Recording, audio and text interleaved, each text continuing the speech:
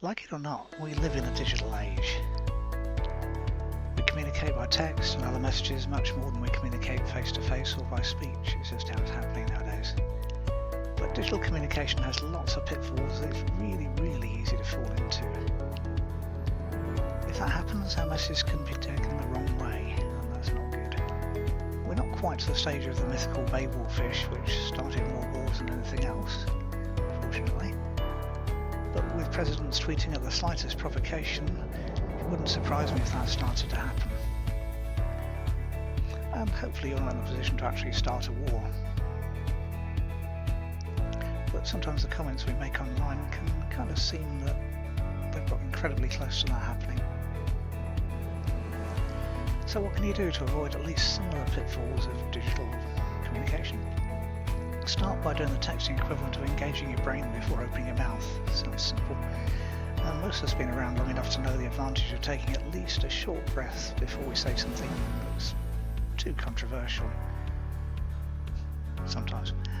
And you need to do the same with texts. It's really easy, especially with voice to text, to just fire off a quick message in the heat of the moment, and once it's gone, that's it.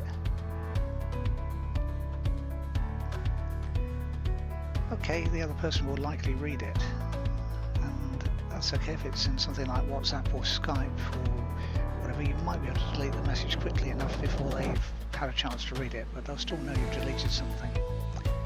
But you can't recall or delete emails or texts. You don't get any visual clues in typed messages either. Maybe there are italics or bolds or more likely emojis. But emojis can't convey the whole range of emotions that humans can cope with. And they're open to interpretation anyway because they're relatively small. You need a magnifying glass sometimes. So the difference between, say, a smiling emoji and one that's winking at you is pretty small. And what's the difference actually mean anyway, because it's up to the person sending it. It's really easy for words to get taken the wrong way. Messages can also cross in the time between being typed and replied to. In a fast-moving conversation, it's not unusual for one person to be a bit behind the pace and to still be replying to a previous message, not because they're slow, just because they are. It's also way too easy to get frustrated at the other person not getting what you said. After all, it's obvious to you what the meaning of you've just said is, so it must be obvious to them, surely. And this can get really frustrating really fast, especially when you think the other person's just plain dumb for the sake of it or just doesn't get it. And they obviously think you're being really obtuse when you're doing it just to wind them up, obviously. Focus is another thing. Chances are with digital conversation isn't the only thing that's happening at the time.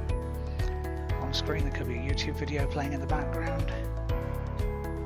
It could be a Skype chat, a Twitter chat, and a WhatsApp and Instagram, to name just a few, and some of those or all of those happening. So focus and being online don't go together hand in hand. But if you're to communicate efficiently with other people, you need to learn to focus. Slow typists are also a pain in the neck, especially when your app tells you they're typing for what seems like absolutely forever, just to get a couple of words in response. Or maybe worse still, a long essay that you just skim.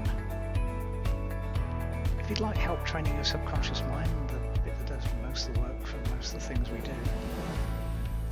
when we communicate with others and all sorts of other things, then click the link below this video. It's a Hypnosis MP3 that will help fine-tune how you communicate and improve that so you communicate well with others. It won't make your text as good as a real-life conversation, because, sorry, that's just not humanly possible, but it's an excellent way to get them out of the potential quagmire.